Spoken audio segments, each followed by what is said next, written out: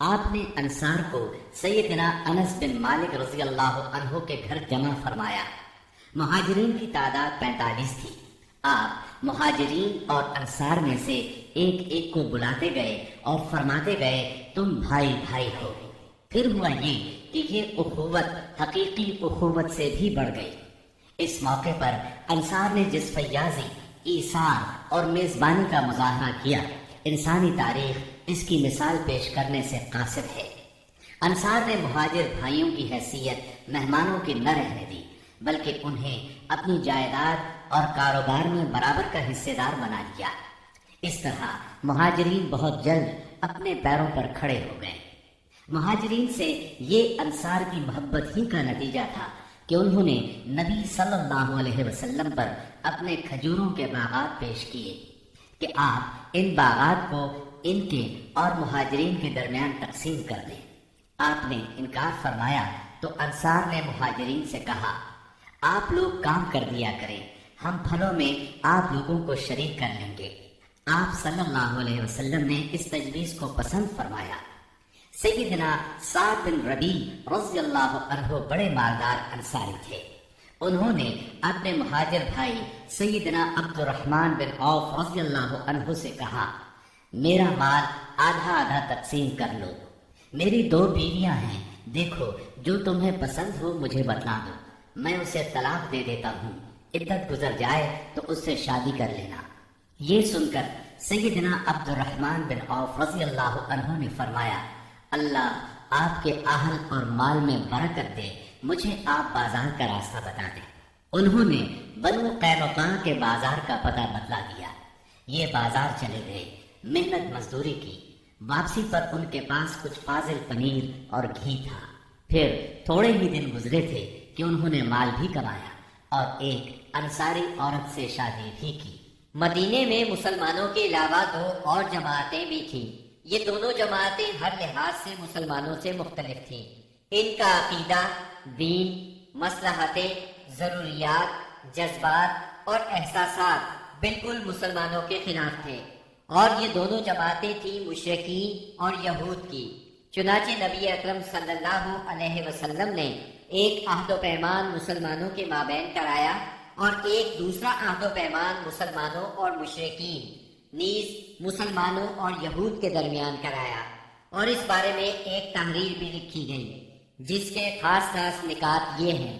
Number 1، قریش اور یثرب کے مومنین و مسلمین اور ان کے ماتحت ہو کر ان کے ساتھ ملنے والے اور جہاد کرنے والے بقیہ لوگوں سے الگ ایک امت ہے۔ نمبر 2، ان کی دیت کی ادائیگی اور قیدی کی رہائی اہل ایمان کے درمیان سابق دستور کے مطابق ہوگی، اور یہ فدیے اور دیت میں اہل ایمان کی مدد کریں گے۔ نمبر 3، یہ لوگ مفسد، ظالم اور باغی کے خلاف ایک ہاتھ ہو کر اٹھیں گے، چاہے وہ ان کی اپنی اولاد ہی کیوں نہ ہو۔ نمبر 4، کوئی مومن کسی مومن کو کافر کے بدلے قتل نہیں کرے گا اور نہ کسی مومن کے خلاف کسی کافر کی مدد کرے گا۔ نمبر 5، اللہ کا ذمہ ایک ہے، لہذا ایک معمولی آدمی کا دیا ہوا ذمہ بھی سارے مسلمانوں پر لاگو ہوگا۔ نمبر 6، جو یہود مسلمانوں کے پیروکار ہو جائیں ان کی مدد کی جائے گی اور وہ دوسرے مسلمانوں کی طرح ہوں گے۔ نمبر 7، مسلمانوں کی صلح ایک ہوگی۔ نمبر 8، جو کسی مومن کو قصداً قتل کر دے اس سے قصاص لیا جائے گا، سوائے اس صورت کے کہ مقتول کے ولی راضی ہو جائیں، اور اہل ایمان پر ضروری ہے کہ سب قاتل کے خلاف اٹھ کھڑے ہوں۔ نمبر 9، کسی مومن کے لیے حلال نہیں کہ کسی ہنگامہ برپا کرنے والے یا بدعتی کی مدد کرے یا اسے ٹھکانہ مہیا کرے۔ نمبر 10، ان کے درمیان کسی بات میں اختلاف ہو تو اسے اللہ اور اس کے رسول کی طرف لوٹایا جائے گا۔ اس عہد و پیمان کے علاوہ نبی اکرم صلی اللہ علیہ وسلم نے مختلف اوقات اور موقعوں پر مسلمانوں سے اسلامی قوت کا حق بھی بیان فرمایا۔ انہیں آپس میں تعاون، مدد، اتحاد و یگانگت، غم گساری اور خبر گیری کی ترغیب دی، یہاں تک کہ یہ اخوت تاریخ کی انتہائی بلندیوں تک پہنچ گئی۔ باقی رہے مشرکین تو ان کا معاملہ اور تھا۔ ان کی اکثریت اپنے سرداروں اور بڑوں سمیت مسلمان ہو چکی تھی اور ان میں اتنی سخت نہیں تھی کہ مسلمانوں کے مقابلے میں کھڑے ہو سکیں، لہذا ان سے نبی اکرم صلی اللہ علیہ وسلم نے یہ عہد لیا کہ کوئی مشرک قریش کی جان و مال کو پناہ نہیں دے گا اور نہ کسی مومن کے آگے اس کی حفاظت کے لیے رکاوٹ بنے گا۔ اس عہد کے بعد ان کی طرف سے کوئی اندیشہ نہ رہا۔ باقی رہے یہود، تو ان کے ساتھ نبی اکرم صلی اللہ علیہ وسلم نے جو معاہدہ کیا اس کے خاص نکات یہ ہیں۔ نمبر 1، یہود مسلمانوں کے ساتھ ایک امت ہوں گے، ان کے لیے ان کا دین اور مسلمانوں کے لیے مسلمانوں کا دین ہوگا، ان کے ذمے ان کا خرچ ہوگا اور مسلمانوں کے ذمے مسلمانوں کا خرچ ہوگا۔ نمبر 2، جو طاقت اس معاہدے کے کسی بھی فریق سے جنگ کرے گی یا یثرب پر حملہ کرے گی، سب آپس میں اس کے خلاف تعاون کریں گے اور ہر ایک اپنی جانب کا دفاع کرے گا۔ نمبر 3، اس معاہدے کے شرکاء کے درمیان خیر خواہی، خیر اندیشی اور نیکوکاری کے تعلقات ہوں گے، گناہ کے نہیں۔ نمبر 4، آدمی اپنے حلیف کے جرم میں نہیں پکڑا جائے گا۔ نمبر 5، مظلوم کی مدد کی جائے گی۔ نمبر 6، جب تک جنگ برپا رہے گی یہود بھی مسلمانوں کے ساتھ خرچ برداشت کریں گے۔ نمبر 7، اس معاہدے کے شرکاء پر یثرب میں ہنگامہ آرائی اور کشت و خون حرام ہوگا۔ نمبر 8، اگر ان میں کوئی ہنگامہ یا جھگڑا برپا ہو جائے تو اس کا فیصلہ اللہ اور اس کے رسول کریں گے۔ نمبر 9، قریش اور ان کے مددگاروں کو پناہ نہیں دی جائے گی۔ نمبر 10، یہ معاہدہ کسی ظالم یا مجرم کے لیے آڑ نہیں بنے گا۔ اس معاہدے کی روح سے یثرب کے سارے باشندے مسلمان، مشرکین اور یہود ایک ہی وحدت کی لڑی میں پرو دیے گئے۔ مدینہ اور اس کے اطراف کو ملا کر ایک آزاد اور خود مختار حکومت قائم ہو گئی۔ اس میں مسلمانوں کا کلمہ نافذ تھا اور اس کے سربراہ محمد صلی اللہ علیہ وسلم تھے۔ اس دوران 1 اور 2 ہجری میں کئی اہم واقعات پیش آئے، ان میں سے کچھ اس طرح ہیں۔ اسی دوران میں قبلے کی تبدیلی کا حکم آیا۔ مکہ مکرمہ سے ہجرت کر کے مدینہ منورہ آنے کے بعد 16 یا 17 ماہ تک مسلمان بیت المقدس کی طرف رخ کر کے نماز پڑھتے رہے۔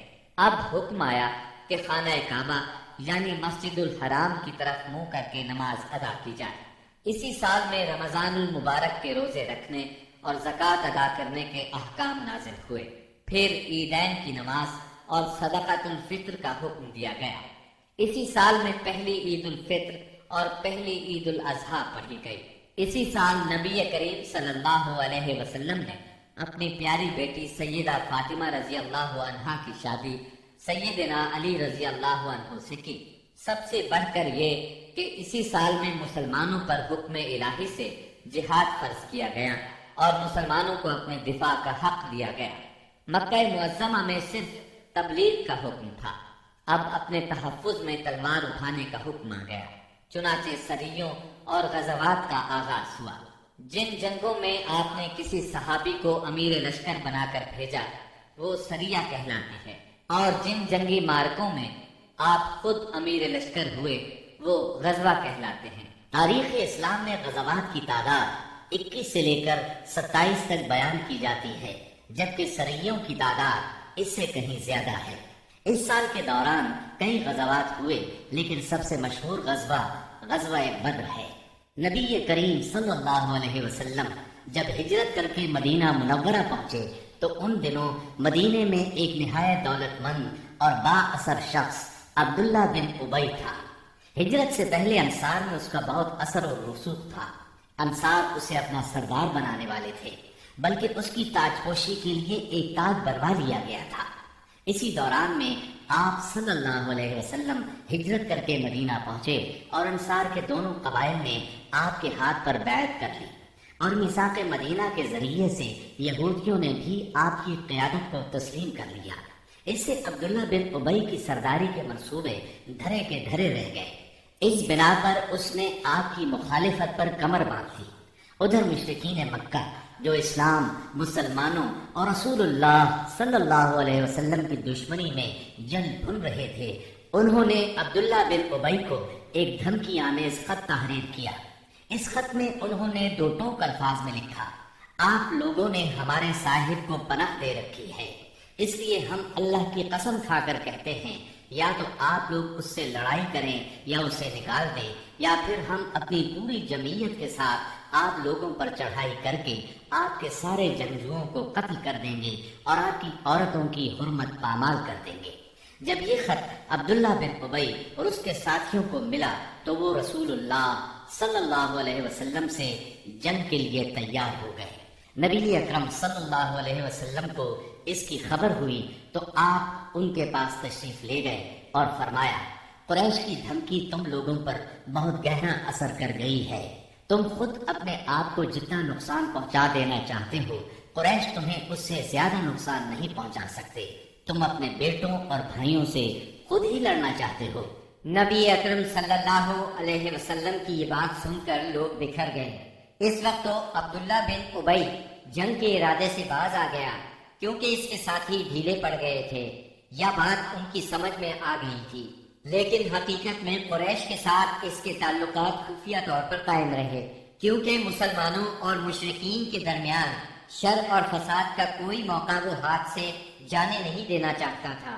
پھر اس نے اپنے ساتھ یہود کو بھی ملا رکھا تھا تاکہ اس معاملے میں ان سے بھی مدد حاصل کرے، لیکن وہ تو نبی صلی اللہ علیہ وسلم کی حکمت تھی جو رہ رہ کر شر و فساد کی آگ کو بجھا دیتی تھی۔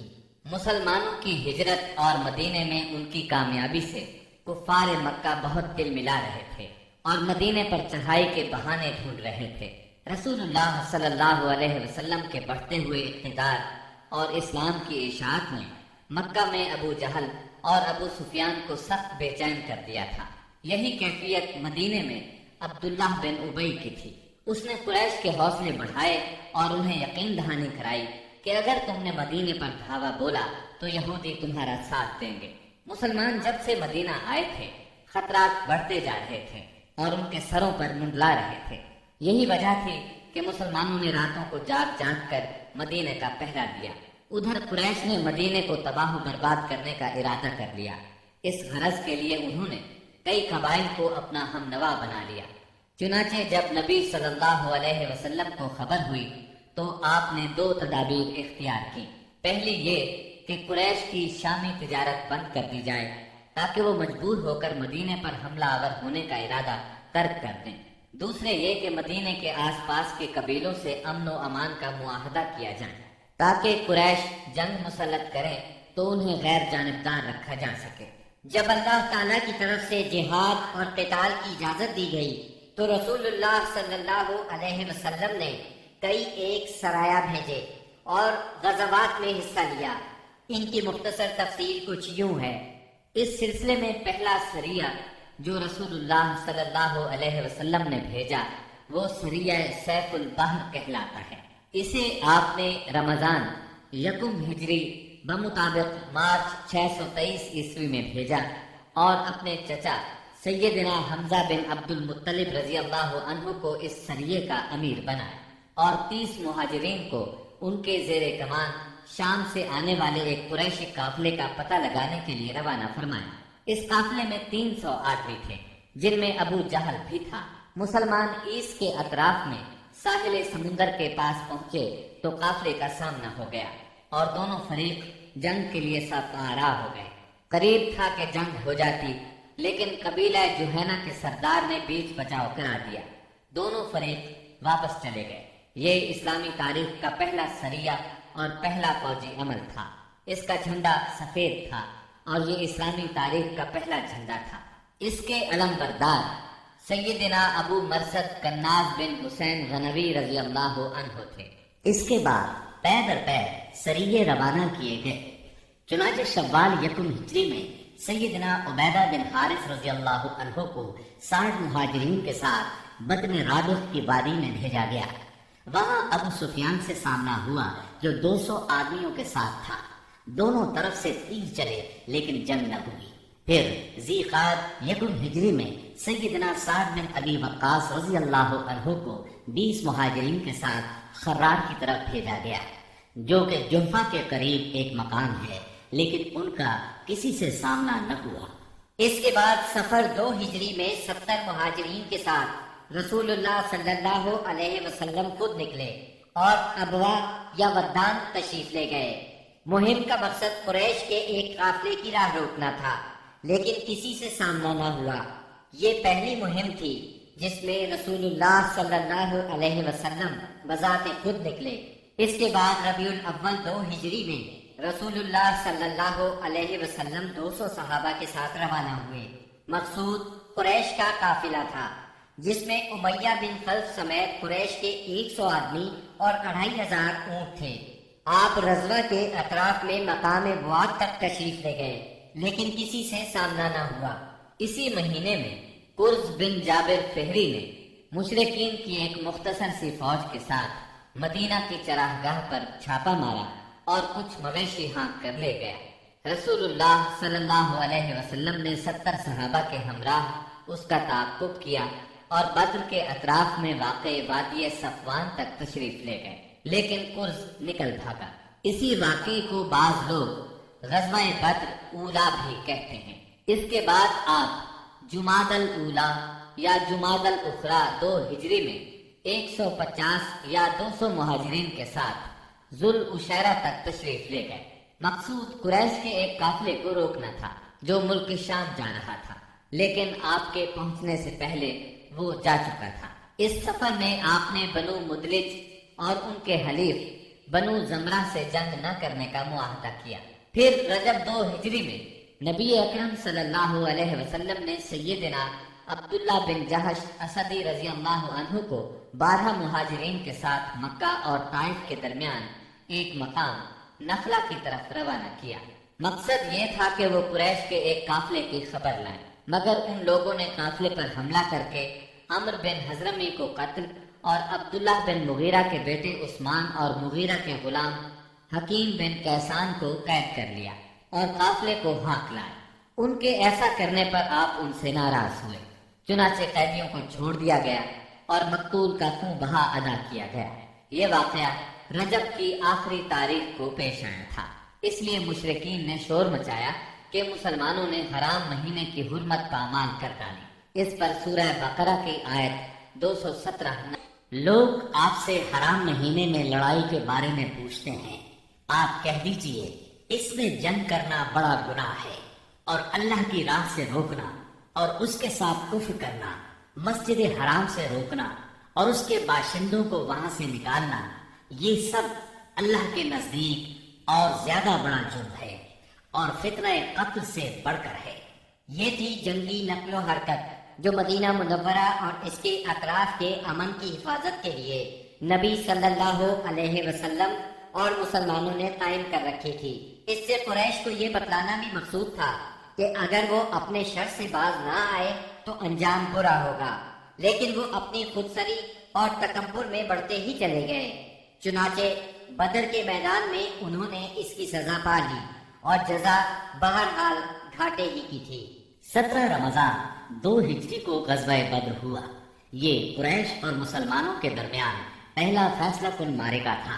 اس کا سبب یہ ہوا کہ رسول اللہ صلی اللہ علیہ وسلم جس قافلے کے لیے ذوالعشیرہ تک تشریف لے گئے تھے اور وہ بچ کر شام چلا گیا تھا، آپ صلی اللہ علیہ وسلم اس کی تاک میں تھے اور اس کی خبر لانے کے لیے آپ نے شام کے مقام حورا تک طلحہ بن عبید اللہ اور سعید بن زید رضی اللہ عنہما کو بھیجا۔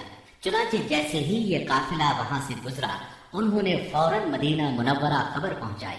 اس قافلے میں اہل مکہ کی بڑی دولت تھی، یعنی 1000 اونٹ، جن پر کم از کم 262 کلو سونے کی مالیت کا سامان تھا، اور اس کی حفاظت کے لیے صرف 40 آدمی تھے۔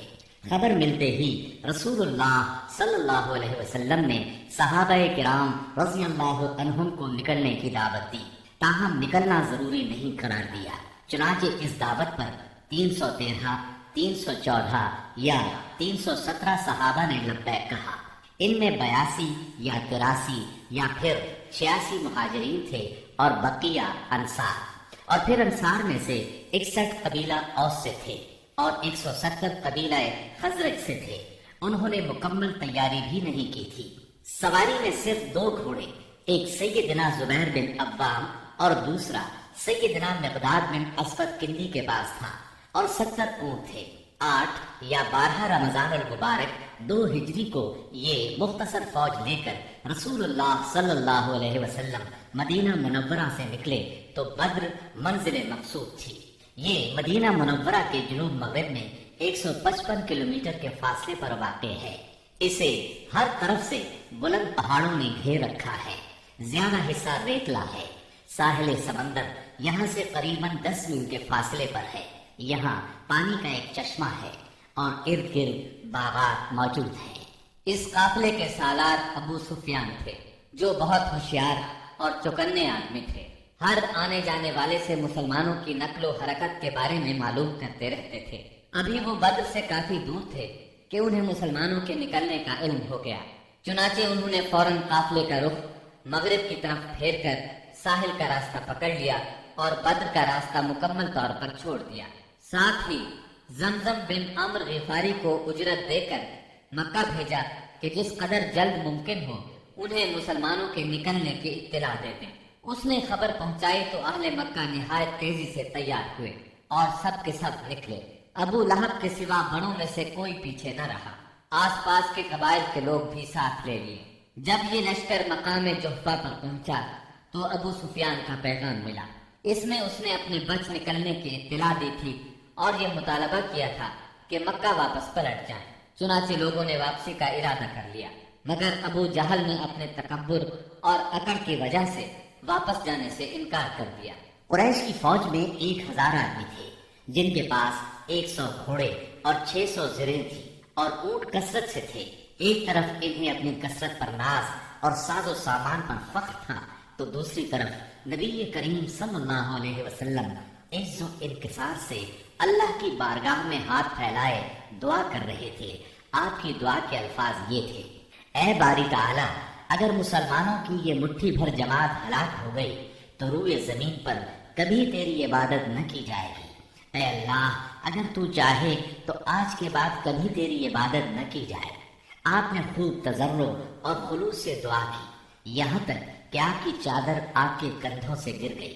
सैयदना अबू बकर रज़ियल्लाहु अन्हु ने चादर दुरुस्त की और अर्ज किया, ऐ अल्लाह के रसूल, बस करें। आपने अपने रब से जी भर के दुआ फरमा ली। दोनों लश्कर आमने सामने आए तो सबसे पहले मुशरिकीन में से बेहतरीन सालार उतबा, शैबा और वलीद बिन उतबा मैदान में निकले। उतबा और शैबा रबिया के बेटे थे। उन्होंने ललकार कर कहा, आओ, तुम में से कौन हमारे मुकाबले पर आता है। मुकाबले के लिए अंसार के 3 जवान निकले, एक औफ, दूसरे मुअव्विस। ये दोनों हारिस के बेटे थे। तीसरे अब्दुल्ला बिन रवाहा रज़ियल्लाहु अन्हु। कुरैशियों ने कहा, तुम कौन लोग हो? उन्होंने कहा, हम अंसार की एक जमात हैं। कुरैशियों ने कहा, आप लोग शरीफ मद्दे मुकाबिल हैं, लेकिन हमें आपसे सरोकार नहीं। हम तो अपने चचेरे भाइयों को चाहते हैं। फिर उनके मुनादी ने आवाज लगाई, मुहम्मद, हमारे पास हमारी कौम के हमसरों को भेजो। रसूलुल्लाह सल्लल्लाहु अलैहि वसल्लम ने फरमाया, उबैदा बिन हारिस उठो, हमजा उठो, अली उठो। जब ये लोग उठे और कुरैशियों के करीब पहुंचे तो उन्होंने पूछा, आप कौन लोग हैं? उन्होंने अपना तारुफ कराया। कुरैशियों ने कहा, आप लोग शरीफ मद्दे मुकाबिल हैं। इसके बाद मारका आराई हुई। सैयदना उबैदा बिन हारिस ने उतबा बिन रबिया से मुकाबला किया। सैयदना हमजा ने शैबा से और सैयदना अली ने वलीद से। सैयदना हमजा और सैयदना अली ने अपने अपने मद्दे मुकाबिल को झट मार लिया, लेकिन उबैदा बिन हारिस और उनके मद्दे मुकाबिल के दरमियान एक एक वार का तबादला हुआ और दोनों में से हर एक ने दूसरे को गहरा जख्म लगाया। इतने में सैयदना अली और सैयदना हमजा अपने अपने शिकार से फारिग होकर आ गए। आते ही उतबा पर टूट पड़े, उसका काम तमाम किया और सैयदना उबैदा को उठा लाए। उनका पांव कट गया था और आवाज बंद हो गई थी, जो मुसलसल बंद ही रही, यहाँ तक कि जंग के 4थे या 5वें दिन जब मुसलमान मदीने से वापस होते हुए वादी सफरा से गुजर रहे थे, उनका इंतकाल हो गया। मुबारजत का नतीजा मुशरिकीन के लिए बुरा साबित हुआ। चुनाचे वो गुस्से से बेकाबू होकर मुसलमानों की सफों में तुंदी के साथ टूट पड़े। घमसान का रन पड़ा और पुश्तों के पुश्ते लग गए। اس سے مشرکین کی صفوں میں اضطراب کی لہر دوڑ گئی۔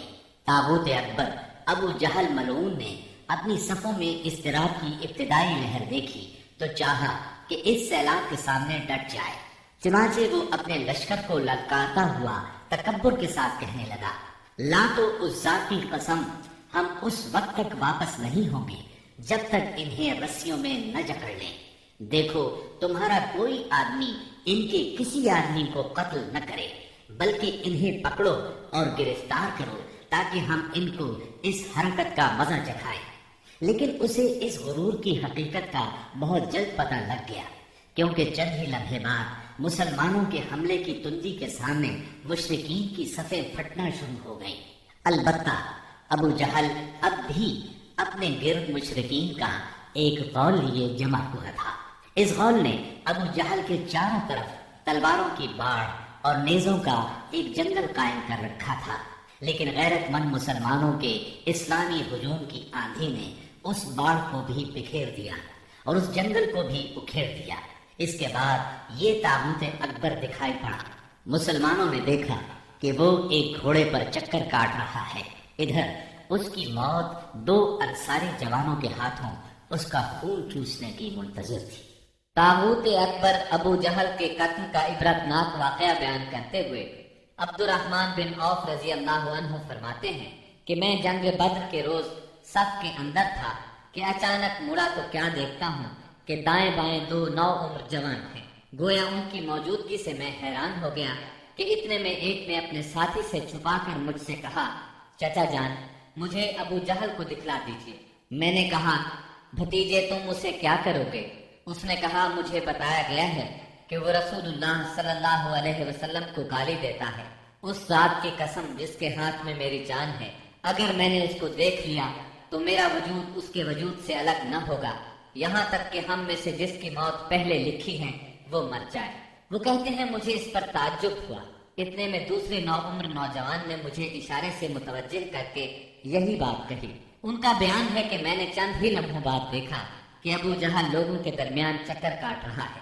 میں نے کہا، ارے دیکھتے نہیں، یہ رہا تم دونوں کا شکار جس کے بارے میں تم مجھ سے پوچھ رہے تھے۔ فرماتے ہیں کہ یہ سنتے ہی وہ دونوں شاہین اپنی تلواریں لیے جھپٹ پڑے اور اسے مار کر قتل کر دیا۔ پھر پلٹ کر رسول اللہ صلی اللہ علیہ وسلم کے پاس آئے۔ آپ نے فرمایا، تم میں سے کس نے قتل کیا ہے؟ دونوں نے کہا، میں نے قتل کیا ہے۔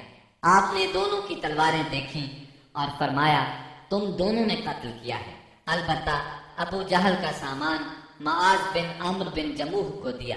دونوں حملہ آوروں کا نام معاذ بن عمرو بن جموح اور معاذ بن افرا ہے۔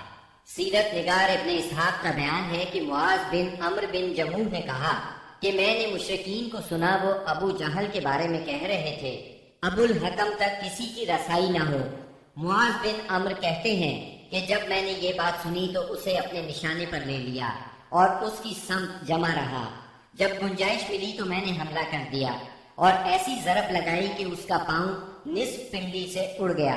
واللہ جس وقت یہ پاؤں اڑا ہے تو میں اس کی تشبیہ صرف اس گٹھلی سے دے سکتا ہوں جو موصل کی مار پڑنے پر جھٹک کر اڑ جائے۔ کہتے ہیں کہ ادھر میں نے ابو جہل کو مارا اور ادھر اس کے بیٹے اکرمہ نے میرے کندھے پر تلوار چلائی، جس سے میرا ہاتھ کٹ کر میرے بازو کے چمڑے سے لٹک گیا اور لڑائی میں مخل ہونے لگا۔ میں اسے اپنے ساتھ گھسیٹتے ہوئے سارا دن لڑا، لیکن جب وہ مجھے اذیت پہنچانے لگا تو میں نے اس پر اپنا پاؤں رکھا اور اسے زور سے کھینچ کر الگ کر دیا۔ اس کے بعد ابو جہل کے پاس معوذ بن افرا پہنچے، وہ زخمی تھا۔ انہوں نے اسے ایسی ضرب لگائی کہ وہ وہی ڈھیر ہو گیا، صرف سانس آتی جاتی رہی۔ اس کے بعد معوذ بن افرا خود بھی لڑتے ہوئے شہید ہو گئے۔ جب معرکہ ختم ہو گیا تو رسول اللہ صلی اللہ علیہ وسلم نے فرمایا، کون ہے جو دیکھیں کہ ابو جہل کا انجام کیا ہوا؟ اس پر صحابہ کرام اس کی تلاش میں بکھر گئے۔ عبداللہ بن مسعود رضی اللہ عنہ نے اسے اس حالت میں پایا کہ ابھی سانس آ جا رہی تھی۔ انہوں نے اس کی گردن پر پاؤں رکھا اور سر کاٹنے کے لیے داڑھی پکڑی اور فرمایا، او اللہ کے دشمن، آخر اللہ نے تجھے رسوا کیا نا؟ اس نے کہا، مجھے کاہے کو رسوا کیا؟ کیا جس شخص کو تم لوگوں نے قتل کیا ہے اس سے بھی بلند پایا کوئی آدمی ہے؟ یا جس کو تم لوگوں نے قتل کیا اس سے بھی کوئی اوپر آدمی ہے؟ پھر بولا کاش مجھے کسانوں کی بجائے کسی اور نے قتل کیا ہوتا۔ اس کے بعد کہنے لگا مجھے بتاؤ فتح کس کی ہوئی؟ عبداللہ بن مسعود رضی اللہ عنہ نے فرمایا اللہ اور اس کے رسول صلی اللہ علیہ وسلم کی۔ اس کے بعد عبداللہ بن مسعود رضی اللہ عنہ سے جو اس کی گردن پر پاؤں رکھ چکے تھے کہنے لگا او بکری کے چرواہے، تو بڑی اونچی اور مشکل جگہ پر چڑھ گیا۔ واضح رہے کہ عبداللہ بن مسعود رضی اللہ عنہ مکے میں بکریاں چرایا کرتے تھے۔ اس گفتگو کے بعد عبداللہ بن مسعود رضی اللہ عنہ نے اس کا سر کاٹ لیا اور رسول اللہ صلی اللہ علیہ وسلم کی خدمت میں لا کر حاضر کرتے ہوئے عرض کیا یا رسول اللہ صلی اللہ علیہ وسلم، یہ رہا اللہ کے دشمن ابو جہل کا سر۔ آپ نے 3 بار فرمایا واقعی اس اللہ کی قسم جس کے سوا کوئی معبود نہیں۔ اس کے بعد فرمایا اللہ اکبر، الحمد للہ الذی صدق وعدہ ونصر عبدہ وہزم الاحزاب وحدہ۔ اللہ اکبر، تمام حمد اللہ کے لیے ہے جس نے اپنا وعدہ سچ کر دکھایا، اپنے بندے کی مدد فرمائی اور تنہا سارے گروہوں کو شکست دی۔ پھر فرمایا چلو مجھے اس کی لاش دکھاؤ۔ جب آپ صلی اللہ علیہ وسلم کو لاش دکھائی گئی تو آپ نے فرمایا یہ اس امت کا فرعون ہے۔ معاذ بن عمرو اور معوذ بن افرا کے ایمان افروز کارناموں کا ذکر ہو چکا ہے۔ حقیقت یہ ہے کہ اس معرکے میں قدم قدم پر ایمان کے ایسے تابناک نقوش پیش آئے جن میں عقیدت کی قوت اور اصول کی پختگی نمایاں اور جلوہ گر تھی۔ اس معرکے میں باپ اور بیٹے میں، بھائی اور بھائی میں صف آرائی ہوئی، اصولوں کے اختلاف پر تلواریں بے نیام ہوئی اور مظلوم و مقہور نے ظالم و قاہر سے ٹکرا کر اپنے غصے کی آگ بجھائی۔ ابن عباس رضی اللہ عنہ سے روایت ہے کہ نبی صلی اللہ علیہ وسلم نے صحابہ کرام سے فرمایا مجھے معلوم ہے کہ بنو ہاشم وغیرہ کے کچھ لوگ زبردستی میدان جنگ میں لائے گئے ہیں، انہیں ہماری جنگ سے کوئی سروکار نہیں ہے، لہٰذا بنو ہاشم کا کوئی آدمی کسی کی زد میں آ جائے تو وہ قتل نہ کرے، اور ابو البختری بن ہشام کسی کی زد میں آ جائے تو وہ اسے قتل نہ کرے، اور عباس بن عبد المطلب کسی کی زد میں آ جائے تو وہ بھی انہیں قتل نہ کرے کیونکہ وہ بالجبر لائے گئے ہیں۔ اس پر عتبہ کے صاحبزادے ابو حذیفہ رضی اللہ عنہ نے کہا کیا ہم اپنے باپ بیٹوں، بھائیوں اور کنڈے قبیلے کے لوگوں کو قتل کریں گے اور عباس کو چھوڑ دیں گے؟ اللہ کی قسم اگر اس سے میری مٹ بھیڑ ہو گئی تو میں اسے تلوار کی لگام پہنا دوں گا۔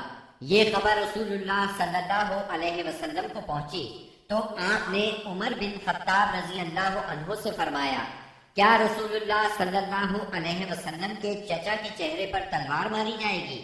عمر رضی اللہ عنہ نے کہا یا رسول اللہ مجھے چھوڑیے، میں تلوار سے شخص کی گردن اڑا دوں، کیونکہ اللہ کی قسم یہ شخص منافق ہو گیا ہے۔ بعد میں ابو حذیفہ رضی اللہ عنہ کہا کرتے تھے اس دن میں نے جو بات کہہ دی تھی اس کی وجہ سے مجھے برابر خوف لگا رہتا ہے، صرف یہی صورت ہے کہ میری شہادت اس کا کفارہ بن جائے، اور بالآخر وہ یمامہ کی جنگ میں شہید ہو ہی گئے۔ ابو البختری کو قتل کرنے سے اس لیے منع کیا گیا تھا کہ مکے میں یہ شخص سب سے زیادہ رسول اللہ صلی اللہ علیہ وسلم کی ایذا رسانی سے اپنا ہاتھ روکے ہوئے تھا۔ آپ کو کسی قسم کی تکلیف نہ پہنچاتا تھا اور نہ اس کی طرف سے کوئی ناگوار بات سننے میں آتی تھی، اور یہ ان لوگوں میں سے تھا جنہوں نے بنی ہاشم اور بنی مطلب کے بائیکاٹ کا صحیفہ چاپ کیا تھا۔ لیکن ان سب کے باوجود ابو البختری کو قتل کر دیا گیا۔ ہوا یہ کہ مجزر بن زیاد سے اس کی مٹ بھیڑ ہو گئی، اس کے ساتھ اس کا ایک اور ساتھی بھی تھا، دونوں ساتھ ساتھ لڑ رہے تھے۔ مجزر نے کہا ابو البختری، رسول اللہ صلی اللہ علیہ وسلم نے ہمیں آپ کو قتل کرنے سے منع کیا ہے۔ اس نے کہا اور میرا ساتھی؟ مجزر نے کہا نہیں واللہ ہم آپ کے ساتھی کو نہیں چھوڑ سکتے۔ اس نے کہا اللہ کی قسم تب میں اور وہ دونوں مریں گے۔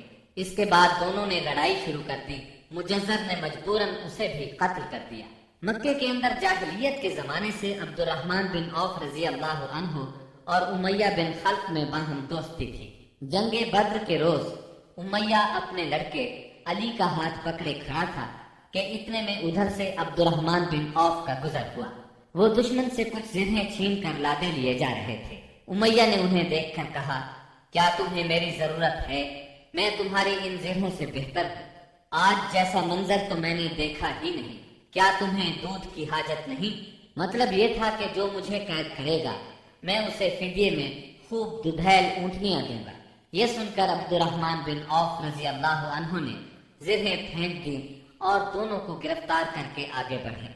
अब्दुर्रहमान बिन औफ रजी अल्लाह अन्हु कहते हैं कि मैं उमैया और उसके बेटे के दरमियान चल रहा था कि उमैया ने पूछा, आप लोगों में कौन सा आदमी था जो अपने सीने पर शुतर मुर्ग का पर लगाए हुए था? मैंने कहा, वो हमजा बिन अब्दुल मुत्तलिब रजी अल्लाह अन्हु थे। उमैया ने कहा, यही शख्स है जिसने हमारे अंदर तबाही मचा रखी थी। सैयदना अब्दुर्रहमान रजी अल्लाह अन्हु कहते हैं कि वल्लाह मैं उन दोनों को लिए जा रहा था कि अचानक बिलाल रजी अल्लाह अन्हु ने उमैया को मेरे साथ देख लिया तो उन्होंने कहा, ओहो कुफार का सरगना उमैया बिन खल्फ, अब या तो मैं बचूंगा या ये बचेगा। मैंने कहा, ए बिलाल रजी अल्लाह अन्हु, ये मेरा कैदी है। उन्होंने कहा, अब या तो मैं रहूंगा या ये रहेगा। फिर निहायत बुलंद आवाज से पुकारा, ए अल्लाह के मददगारों, ये रहा कुफार का सरगना उमैया बिन खल्फ, अब या तो मैं रहूंगा या ये रहेगा। अब्दुर्रहमान बिन औफ रजी अल्लाह अन्हु कहते हैं कि इतने में लोगों ने हमें घेरे में ले लिया। मैं उनका बचाव कर रहा था मगर एक आदमी ने तलवार से उसके बेटे के पांव पर जरब लगाई और वो वहीं गिर गया। उधर उमैया ने इतने जोर से चीख मारी कि मैंने वैसी चीख कभी सुनी ही न थी। मैंने कहा, निकल भागो, मगर आज भागने की गुंजाइश नहीं। अल्लाह की कसम, मैं तुम्हारे कुछ काम नहीं आ सकता।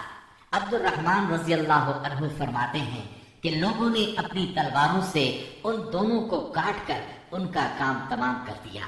उसके बाद अब्दुर्रहमान बिन औफ रजी अल्लाह अन्हु कहा करते थे, अल्लाह बिलाल रजी अल्लाह अन्हु पर रहम करे, मेरी ज़िरहें भी गई और मेरे कैदी के बारे में मुझे तड़पा भी दिया।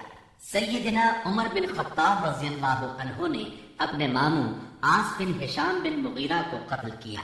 सैयदना अबू बकर सिद्दीक रजी अल्लाह अन्हु ने अपने बेटे अब्दुर्रहमान को, जो उस वक्त मुशरिकीन के हमरा थे, पुकार कर कहा, ओ खबीस, मेरा माल कहाँ है?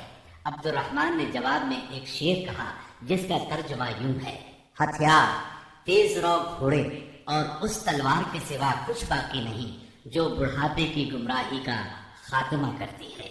जिस वक्त मुसलमानों ने मुशरिकीन की गिरफ्तारी शुरू की, रसूलुल्लाह सल्लल्लाहु अलैहि वसल्लम छप्पर में तशरीफ फरमा थे और साद बिन मुआज रजी अल्लाह अन्हु तलवार हमायल किए दरवाजे पर पहरा दे रहे थे।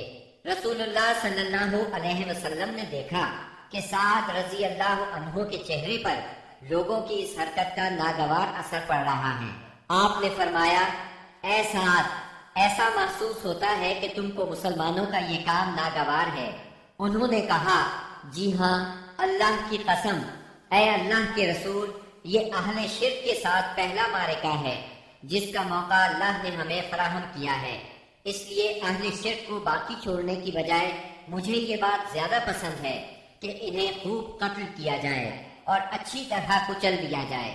इस जंग में उकाशा बिन मेसन असदी रजी अल्लाह अन्हु की तलवार टूट गई। वो रसूलुल्लाह सल्लल्लाहु अलैहि वसल्लम की खिदमत में हाजिर हुए। आपने उन्हें एक छड़ी थमा दी और फरमाया, उकाशा, इसी से लड़ाई करो। उकाशा ने इसे रसूलुल्लाह सल्लल्लाहु अलैहि वसल्लम से लेकर हिलाया तो वो एक लंबी, मजबूत और चमचम करती हुई सफेद तलवार में तब्दील हो गई। फिर उन्होंने इसी से लड़ाई की, यहाँ तक कि अल्लाह ने मुसलमानों को फतह नसीब फरमाई। इस तलवार का नाम औन यानी मदद रखा गया था। ये तलवार मुस्तकिलन उकाशा रजी अल्लाह अन्हु के पास रही और वो इसी को लड़ाइयों में इस्तेमाल करते रहे, यहाँ तक के दौरे सिद्दीकी में मुर्तद्दीन के खिलाफ जंग करते हुए शहीद हो गए। उस वक्त भी ये तलवार उनके पास ही थी। खातिमा जंग के बाद مصعب بن عمیر ابدری رضی اللہ عنہ اپنے بھائی ابو عزیز عمیر ابدری کے پاس سے گزرے۔ ابو عزیز نے مسلمانوں کے خلاف جنگ لڑی تھی اور اس وقت ایک انصاری صحابی اس کا ہاتھ باندھ رہے تھے۔ مصعب نے اس انصاری سے کہا، اس شخص کے ذریعے اپنے ہاتھ مضبوط کرنا، اس کی ماں بڑی مالدار ہے، وہ غالباً تمہیں اچھا فدیہ دے گی۔ اس پر ابو عزیز نے اپنے بھائی مصعب رضی اللہ عنہ سے کہا، کیا میرے بارے میں تمہاری یہی وصیت ہے؟ مصعب رضی اللہ عنہ نے فرمایا، ہاں، تمہاری بجائے یہ انصاری میرا بھائی ہے۔ جب مشرکین کی لاشوں کو کنویں میں ڈالنے کا حکم دیا گیا اور عتبہ بن ربیعہ کو کنویں کی طرف گھسیٹ کر لے جایا جانے لگا تو رسول اللہ صلی اللہ علیہ وسلم نے اس کے صاحبزادے ابو حذیفہ رضی اللہ عنہ کے چہرے پر نظر ڈالی۔ دیکھا تو غمزدہ تھے، چہرہ بدلا ہوا تھا۔ آپ صلی اللہ علیہ وسلم نے فرمایا، ابو حذیفہ، غالباً اپنے والد کے سلسلے میں تمہارے دل کے اندر کچھ احساسات ہیں۔ انہوں نے کہا، نہیں واللہ یا رسول اللہ، میرے اندر میرے باپ کے بارے میں اور ان کے قتل کے بارے میں ذرا بھی لرزش نہیں، البتہ میں اپنے باپ کے متعلق جانتا تھا کہ ان میں سوجھ بوجھ ہے، دور اندیشی اور فضل و کمال ہے، اس لیے میں آس لگائے بیٹھا تھا کہ یہ خوبیاں انہیں اسلام تک پہنچا دیں گی، لیکن اب ان کا انجام دیکھ کر اور اپنی توقع کے خلاف کفر پر ان کا خاتمہ دیکھ کر مجھے افسوس ہے۔ اس پر رسول اللہ صلی اللہ علیہ وسلم نے سیدنا ابو حذیفہ رضی اللہ عنہ کے حق میں دعائے خیر فرمائی اور ان سے بھلی بات کہی۔ آخرکار اسلام نے کفر پر فتح پائی۔ اس غزوہ بدر میں قریش کا سردار ابو جہل بھی مارا گیا۔ یہ وہی ابو جہل تھا جس نے نبی کریم صلی اللہ علیہ وسلم اور مسلمانوں پر ظلم و ستم کے پہاڑ توڑے تھے۔ 70 کافر موت کے گھاٹ اترے، 70 ہی گرفتار ہوئے، باقی دم دبا کر بھاگ نکلے۔ مسلمانوں میں صرف 14 شہید ہوئے، ان میں 6 مہاجر اور 8 انصاری تھے۔ اس جنگ نے اسلام کے دشمنوں کی طاقت کا جنازہ نکال دیا، ان کا بھرم کھل گیا اور ان کا غرور خاک میں مل گیا۔ جب رسول اللہ صلی اللہ علیہ وسلم مدینہ پہنچ چکے تو آپ نے قیدیوں کے بارے میں مشورہ کیا۔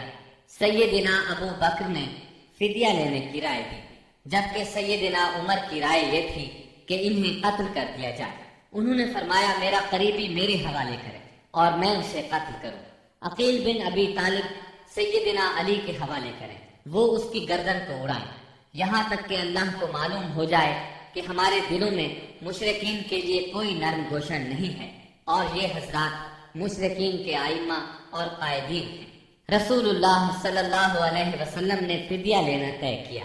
یہ فدیہ 4000 سے 3000 اور کم از کم 1000 درہم تک تھا، اور ان میں سے جو لکھنا پڑھنا جانتے تھے ان کا فدیہ یہ قرار دیا گیا کہ وہ 10 بچوں کو لکھنا پڑھنا سکھا دیں۔ غزوہ بدر میں قریش کے 70 آدمی مارے گئے، ان میں عتبہ اور ابو جہل جیسے رئیس شامل تھے۔ ابو جہل کے بعد قریش کا سردار ابو سفیان کو بنایا گیا، یہ بنو امیہ سے تھے۔ اس طرح بنو امیہ کے وقار میں اضافہ ہو گیا۔ جمادی الاولیٰ 3 ہجری میں قریش نے اپنا ایک قافلہ عراق کے راستے ملک شام بھیجا۔ یہ راستہ نجد سے ہو کر شام جاتا تھا اور مدینے کے قریب سے نہیں گزرتا تھا۔ اس قافلے کی قیادت صفوان بن امیہ کر رہا تھا۔ رسول اللہ صلی اللہ علیہ وسلم کو اس کا علم ہو گیا۔ آپ نے سیدنا زید بن حارثہ رضی اللہ عنہ کی کمان میں 200 سواروں کا ایک دستہ بھیج دیا۔ قریش کا قافلہ نجد میں قردہ نامی ایک چشمے پر پڑاؤ ڈال رہا تھا کہ سیدنا زید رضی اللہ عنہ نے اس پر حملہ کر دیا۔ نتیجہ یہ ہوا کہ پورا قافلہ ان کے قبضے میں آ گیا، البتہ اس میں جتنے آدمی تھے سب نکل بھاگے۔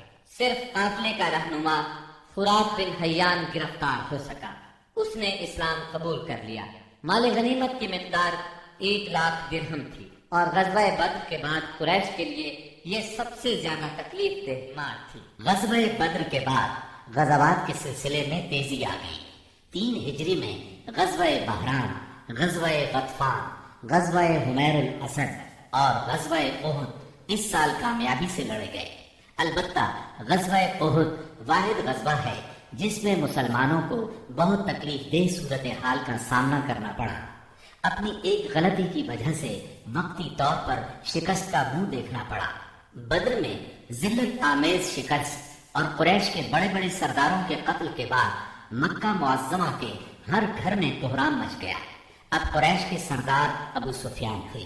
ان کی یہ ذمہ داری تھی کہ وہ غزوہ بدر کے مقتولین کا انتقام لیں۔ چنانچہ مشرکین نے بدر سے واپسی پر منت مانی کہ وہ جب تک مسلمانوں سے بدر کا انتقام نہیں لیں گے غسل جنابت نہیں کریں گے۔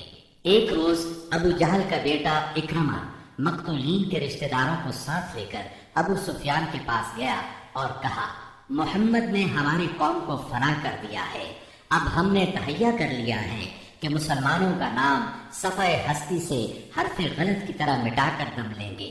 اس طرح قریش کے شعلہ فشاں شاعروں نے انتقام کی آگ کو خوب ہوا دی۔ اس طرح سارا عرب گویا آتش فشاں بن گیا۔ ادھر مسلمان بھی یہ بات اچھی طرح جانتے تھے کہ قریش مکہ اپنے 70 سرداروں کا انتقام ضرور لیں گے۔ چنانچہ مسلمان کفار مکہ کی سرگرمیوں سے باخبر رہنے کی پوری کوشش کر رہے تھے۔ شوال 3 ہجری میں رسول اللہ صلی اللہ علیہ وسلم کو اطلاع ملی کہ قریش کا لشکر مدینہ منورہ کی طرف بڑھ رہا ہے اور اس کی تعداد 3000 ہے۔ اس پر آپ نے صحابہ کرام رضی اللہ عنہم سے مشورہ کیا۔ اکثر مہاجرین اور تجربہ کار صحابہ نے مشورہ دیا کہ خواتین کو ایک محلے میں جمع کر دیا جائے اور شہر کے اندر رہ کر مقابلہ کیا جائے۔ عبداللہ بن ابی منافق نے بھی یہی رائے دی، لیکن نوجوان صحابہ کے ایک گروہ نے اس بات پر اصرار کیا کہ شہر سے نکل کر دشمن کا مقابلہ کیا جائے۔ دراصل یہ نوجوان صحابہ کم عمر ہونے کی وجہ سے غزوہ بدر میں شرکت نہیں کر سکے تھے، اس لیے ان پر جوش طاری تھا۔ نبی اکرم صلی اللہ علیہ وسلم گھر تشریف لائے اور زرہ پہن کر باہر تشریف لے گئے۔ اب لوگوں کو ندامت محسوس ہوئی کہ کیوں شہر سے باہر جا کر لڑنے کا مشورہ دیا۔ چنانچہ انہوں نے کہا، اگر آپ پسند فرمائیں تو شہر میں رہ کر دشمن سے مقابلہ کیا جائے۔ جواب میں آپ نے فرمایا، رسول کو زیبا نہیں کہ ہتھیار پہن کر بغیر قتال کے اتار دیں۔ چنانچہ آپ 1000 کا لشکر لے کر مدینہ منورہ سے نکلے۔ اس کے بعد نبی صلی اللہ علیہ وسلم نے لشکر کو 3 حصوں میں تقسیم کیا۔ مہاجرین کا دستہ، اس کا پرچم سیدنا مصعب بن عمیر رضی اللہ عنہ کو عطا کیا۔ قبیلہ اوس کا دستہ، اس کا علم اسید بن حذیر رضی اللہ عنہ کو عطا فرمایا۔ تیسرا قبیلہ خزرج کا دستہ، اس کا علم حباب بن منذر رضی اللہ عنہ کو عطا فرمایا۔ پورا لشکر 1000 مردان جنگی پر مشتمل تھا، جن میں 100 زرہ پوش اور 50 شاہ سوار تھے۔ سیدنا ابن ام مکتوم رضی اللہ عنہ کو اس کام پر مقرر فرمایا کہ وہ مدینے کے اندر رہ جانے والے لوگوں کو نماز پڑھائیں گے۔ اس کے بعد کوچ کا اعلان فرمایا اور لشکر نے شمال کا رخ کیا۔ سیدنا سعد بن معاذ اور سعد بن عبادہ رضی اللہ عنہما زرہ پہنے نبی صلی اللہ علیہ وسلم کے آگے آگے چل رہے تھے۔ رات احد اور مدینے کے درمیان بسر تھی۔ طلوع فجر سے کچھ پہلے آپ پھر چل پڑے اور مقام شوق پہنچ کر نماز فجر ادا کی۔ اسی جگہ سے عبداللہ بن ابی منافق اپنے 300 ساتھیوں کے ساتھ الگ ہو گیا۔ اس نے یہ کہتے ہوئے مدینہ منورہ کا رخ کیا، آپ نے ہماری رائے کو کوئی اہمیت نہیں دی، اس لیے ہم واپس جاتے ہیں۔ اس بغاوت اور واپسی کے بعد رسول اللہ صلی اللہ علیہ وسلم نے باقی ماندہ لشکر کو لے کر، جس کی تعداد 700 تھی، دشمن کی طرف قدم بڑھایا۔ دشمن کا پڑاؤ آپ کے اور احد کے درمیان کئی سمت سے حائل تھا، اس لیے آپ نے دریافت کیا کہ کوئی آدمی ہے جو ہمیں دشمن کے پاس سے گزرے بغیر کسی قریبی راستے سے لے چلے۔ اس کے جواب میں ابو خیثمہ رضی اللہ عنہ نے عرض کیا، یا رسول اللہ، میں اس خدمت کے لیے حاضر ہوں۔ پھر انہوں نے ایک مختصر راستہ اختیار کیا۔ وہاں پہنچ کر نبی کریم صلی اللہ علیہ وسلم نے آگے بڑھ کر وادی کے آخری سرے پر واقع احد پہاڑ کی گھاٹی میں نزول فرمایا اور وہیں اپنے لشکر کا کیمپ لگوایا۔ سامنے مدینہ تھا اور پیچھے احد کا پہاڑ۔ اس طرح دشمن کا لشکر مسلمانوں اور مدینے کے درمیان حد فاصل بن گیا۔ یہاں پہنچ کر رسول اللہ صلی اللہ علیہ وسلم نے لشکر کی ترتیب و تنظیم قائم کی اور جنگی نقطۂ نظر سے اسے کئی صفوں میں تقسیم فرمایا۔ ان کی کمان سیدنا عبداللہ بن جبیر بن نعمان رضی اللہ عنہ کے سپرد کی اور انہیں وادی کنات کے جنوبی کنارے پر واقع ایک چھوٹی سی پہاڑی پر، جو اسلامی لشکر کے کیمپ سے کوئی 150 میٹر جنوب مشرق میں واقع ہے اور اب جبل رومات کے نام سے مشہور ہے، تعینات فرمایا اور انہیں ہدایات دیتے ہوئے فرمایا، اگر تم لوگ دیکھو کہ ہمیں پرندے اچک رہے ہیں تو بھی اپنی جگہ نہ چھوڑنا یہاں تک کہ میں بلا بھیجوں، اور اگر تم دیکھو کہ ہم نے قوم کو شکست دی ہے اور انہیں کچل دیا ہے تو بھی اپنی جگہ نہ چھوڑنا یہاں تک کہ میں بلا بھیجوں۔ باقی لشکر کی ترتیب یہ تھی: دائیں جانب والے لشکر پر سیدنا منذر بن عمرو مقرر تھے اور بائیں جانب والے لشکر پر زبیر بن عوام اور ان کا معاون سیدنا مقداد بن اسود کو بنایا گیا۔ سیدنا زبیر کو یہ مہم بھی سونپی گئی کہ وہ خالد بن ولید کے شاہ سواروں کی راہ روکے رکھیں۔ اس ترتیب کے علاوہ صف کے اگلے حصے میں ایسے ممتاز اور منتخب بہادر مسلمان رکھے گئے جن کی جاں بازی اور دلیری کا شہرہ تھا اور جنہیں ہزاروں کے برابر مانا جاتا تھا۔ یہ منصوبہ بڑی باریکی اور حکمت پر مبنی تھا، جس سے نبی کریم صلی اللہ علیہ وسلم کی فوجی قیادت کی عبقریت کا پتہ چلتا ہے اور ثابت ہوتا ہے کہ کوئی کمانڈر کیسا ہی بالیاقت کیوں نہ ہو، آپ سے زیادہ باریک اور باحکمت منصوبہ تیار نہیں کر سکتا۔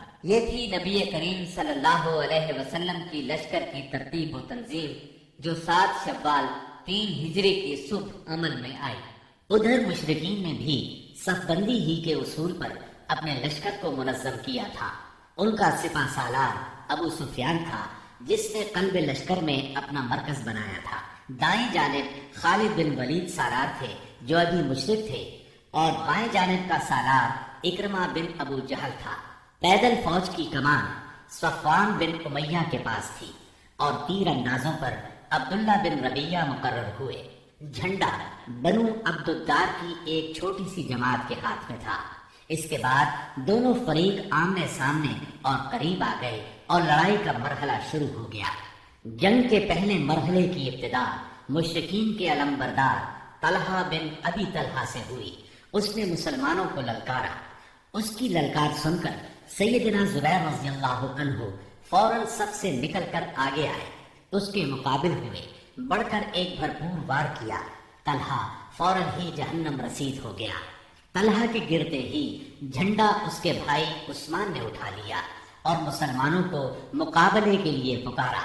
اب سیدنا حمزہ رضی اللہ عنہ آگے بڑھے اور عثمان کے کندھے پر اس زور سے تلوار ماری کہ کمر تک اتر گئی۔ اس طرح قریش کے 12 علمبردار یکے بعد دیگرے قتل ہوئے۔ پھر عام لڑائی شروع ہوئی۔ گھمسان کی جنگ چھڑ گئی۔ اس میں مسلمانوں کا پلہ بھاری رہا۔ مشرکین شکست کھا کر بھاگ نکلے۔ انہیں جوش دلانے والی عورتیں بھی بھاگ کھڑی ہوئیں۔ مسلمانوں نے مشرکین کو گھیر لیا، انہیں مارنے لگے، ساتھ ساتھ مال غنیمت لوٹنے لگے۔ ایسے میں درے پر موجود 50 تیر اندازوں سے وہ غلطی ہو گئی جس نے لڑائی کا پانسا پلٹ دیا۔ ہوا یوں کہ نبی اکرم صلی اللہ علیہ وسلم نے ان 50 تیر اندازوں کو یہ ہدایت فرمائی تھی کہ اس درے کو کسی حال میں نہ چھوڑنا، لیکن جب مسلمانوں کو کامیابی ہوئی، کافر بھاگنے لگے اور مسلمان انہیں مارنے کاٹنے کے ساتھ ساتھ مال غنیمت بھی لوٹنے لگے، تو انہوں نے بھی درہ چھوڑ دیا اور مال غنیمت لوٹنے کے لیے دوڑ پڑے۔ تیر اندازوں کے سردار سیدنا عبداللہ بن جبیر رضی اللہ عنہ نے انہیں روکنے کی کوشش کی، لیکن وہ مال غنیمت کی طرف متوجہ ہو گئے۔ قریشی فوج میں خالد بن ولید موجود تھے۔ انہیں اللہ نے غضب کی جنگی مہارت عطا کی تھی۔ انہوں نے اپنی مہارت سے فوراً بھانپ لیا کہ موقع بہت اچھا ہے، مسلمانوں پر اس درے کی طرف سے حملہ کر دینا چاہیے۔ چنانچہ انہوں نے اپنے دستے کو ساتھ لیا اور چکر کاٹ کر درے تک پہنچ گئے۔ وہاں سیدنا عبداللہ بن جبیر رضی اللہ عنہ اور ان کے ساتھیوں کو شہید کر کے یہ لوگ پیچھے کی طرف سے مسلمانوں پر ٹوٹ پڑے۔ اس طرح مسلمان دونوں طرف سے گھیرے میں آ گئے۔ اس طرح 700 مسلمانوں کی فوج اچانک 3000 کے نرغے میں آ گئی۔ زبردست جنگ ہوئی، 70 صحابہ شہید ہو گئے، مسلمان منتشر ہو کر رہ گئے۔ اسلامی فوج کے علم بردار سیدنا مصعب بن عمیر رضی اللہ عنہ کی شکل و صورت رسول اللہ صلی اللہ علیہ وسلم سے بہت ملتی جلتی تھی۔ وہ شہید ہو گئے تو بعض لوگوں نے سمجھا رسول اللہ صلی اللہ علیہ وسلم شہید ہو گئے۔ اس خبر سے اسلامی فوج بد دل ہو گئی، ان میں سراسیمگی پھیل گئی، وہ مایوس ہو گئے۔ بڑے بڑے بہادروں کی طاقت جواب دے گئی۔ کچھ دیر بعد اتفاق سے کعب بن مالک رضی اللہ عنہ نے رسول اللہ صلی اللہ علیہ وسلم کو دیکھ لیا۔ وہ بلند آواز سے پکارے، مسلمانوں، رسول اللہ صلی اللہ علیہ وسلم زندہ ہے۔ مسلمان اس طرف لپکے اور آپ کو حلقے میں لے لیا۔ لڑائی کے دوران میں ایک پتھر آپ صلی اللہ علیہ وسلم کی پیشانی مبارک پر لگا، اس سے زرہ کی 2 کڑیاں آپ کی پیشانی میں دھس گئیں۔ ایک اور پتھر آ کر لگا، اس سے آپ کے 2 دانت شہید ہو گئے۔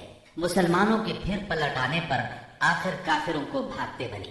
70 مسلمانوں کی لاشیں خون اور مٹی میں لت پت پڑی تھی۔ کفار نے انتقام کی آگ کو اس طرح ٹھنڈا کیا کہ ان میں سے اکثر کے ناک اور کان کاٹ لیے۔ آپ کے چچا سیدنا حمزہ رضی اللہ عنہ کی ناش کے بھی ناک کان کاٹ ڈالے گئے۔ سرور کائنات صلی اللہ علیہ وسلم نے چچا کی لاش دیکھی تو آنکھ دیدہ ہو گئے، تاہم صبر فرمایا۔ قریش مکہ کے لیے دعا فرمائی، اے اللہ میری قوم کو ہدایت فرما کیونکہ وہ مجھے نہیں جانتے۔ اس کے بعد آپ مسلمان زخمیوں اور شہیدوں کی خبر لینے کے لیے میدان میں تشریف لائے۔ بعض لوگ اس وقت تک بعض شہداء کو مدینے کی طرف لے چلے تھے۔ آپ نے انہیں حکم دیا کہ انہیں ان کی شہادت گاہوں میں واپس لایا جائے اور سارے شہداء کو غسل اور نماز جنازہ کے بغیر ان کے کپڑوں ہی میں دفن کیا جائے۔ آپ نے 2 اور 3 شہیدوں کو ایک ہی قبر میں دفن کیا، اور ایسا بھی ہوا کہ 2 شہیدوں کو ایک ہی کپڑے میں دفن کیا گیا۔ درمیان میں اسخر گھاس ڈال دی گئی۔ لحد میں اس شخص کو آگے کیا جسے قرآن زیادہ یاد تھا۔ آپ نے فرمایا، میں ان لوگوں کے بارے میں قیامت کے دن گواہی دوں گا۔ لوگوں نے سیدنا حنظلہ بن ابی عامر رضی اللہ عنہ کی لاش اس حالت میں پائی کہ وہ زمین سے اوپر اٹھی ہوئی تھی اور اس سے پانی ٹپک رہا تھا۔ رحمت دو عالم صلی اللہ علیہ وسلم نے فرمایا، فرشتے انہیں غسل دے رہے ہیں۔ ان کا واقعہ یہ ہے کہ ان کی نئی شادی ہوئی تھی، بیوی کے ساتھ ہی تھے کہ جنگ کی دعوت کانوں میں پڑی۔ وہ بیوی کو چھوڑ کر سیدھے میدان جنگ میں آ گئے، پھر حالت جنابت ہی میں لڑتے ہوئے شہید ہو گئے۔ چنانچہ فرشتوں نے انہیں غسل دیا، اس لیے انہیں غسیل الملائکہ کہا جاتا ہے۔ سیدنا حمزہ رضی اللہ عنہ کو اتنی چھوٹی چادر میں دفنا دیا گیا کہ اگر سر ڈھانکا جاتا تو پاؤں کھل جاتے تھے اور پاؤں ڈھانکے جاتے تو سر کھل جاتا تھا۔ چنانچہ پاؤں پر اذخر گھاس ڈال دی گئی۔ یہی صورتحال سیدنا مصعب بن عمیر رضی اللہ عنہ کے ساتھ پیش آئی۔ شہداء کے دفن اور ان کے لیے دعا کے بعد نبی اکرم صلی اللہ علیہ وسلم اور صحابہ کرام مدینے کی طرف چلے۔ راستے میں کچھ عورتیں ملی جن کے عزیز شہید ہوئے تھے۔ نبی صلی اللہ علیہ وسلم نے انہیں تسلی دی اور ان کے لیے دعا فرمائی۔ بنو دینار کی ایک خاتون آئی جن کے شوہر، بھائی اور باپ شہید ہو گئے تھے۔ جب انہیں ان کے عزیزوں کی شہادت کی خبر دی گئی تو بولی، رسول اللہ صلی اللہ علیہ وسلم کی کیا خبر ہے؟ انہیں بتایا گیا رسول اللہ صلی اللہ علیہ وسلم خیریت سے ہے۔ وہ بولی، میں آپ کو دیکھنا چاہتی ہوں۔ لوگوں نے اشارے سے بتایا۔ جب ان کی نظر آپ پر پڑی تو بولی، کل مصیبت بعدک جلل، کہ آپ کے بعد ہر مصیبت ہیچ ہے۔ مدینے پہنچ کر مسلمانوں نے ہنگامی حالت میں رات گزاری۔ جسموں پر زخم ہی زخم تھے، تھکن سے بدن چور چور تھے اور غم و الم کی کیفیت طاری تھی۔ اس کے باوجود وہ مدینے کا پہرا دیتے رہے اور رسول اللہ صلی اللہ علیہ وسلم کی پہرے داری کرتے رہے۔ ادھر رسول اللہ صلی اللہ علیہ وسلم نے محسوس کیا کہ دشمن کی نقل و حرکت پر نظر رکھنا ضروری ہے تاکہ وہ مدینے کا رخ کریں تو ان سے کھلے میدان ہی میں 2 ہاتھ کر لیے جائیں۔ چنانچہ صبح ہوئی تو آپ نے اعلان فرمایا، دشمن سے مقابلے کے لیے چلنا ہے اور صرف وہی آدمی جا سکتا ہے جو احد کی لڑائی میں شریک تھا۔ اس پر لوگوں نے کہا، ہم نے بات سنی اور مانی۔ چنانچہ سب لوگ مدینہ منورہ سے روانہ ہوئے۔ آپ نے 8 میل دور حمراء الاسد کے مقام پر پہنچ کر پڑاؤ ڈالا۔ ادھر مشرکین نے मदीना मुनव्वरा से 36 मील दूर मकाम रौहा पर पड़ाव डाला और मदीने पर दोबारा चढ़ाई करने का मशवरा शुरू कर दिया। उन्हें अफसोस इस बात का था कि उन्होंने एक बेहतरीन मौका खो दिया। ऐसे में माबद बिन अबी माबद खुजाई आपकी खिदमत में हाजिर हुआ। ये आपके खैरखाहों में से था। हमराउल असद में आपके सामने पहुंचकर उसने ओहद के वाक़े पर ताज़ियत की।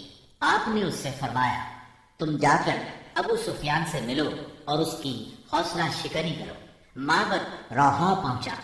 उस वक्त तक मुश्रिकीन मदीने की तरफ पलट पड़ने का फैसला कर चुके थे। माबद ने उन्हें बुरी तरह डराया। कहने लगा, मोहम्मद ऐसी जमीयत लेकर निकले हैं कि मैंने ऐसी मिसाल पहले नहीं देखी।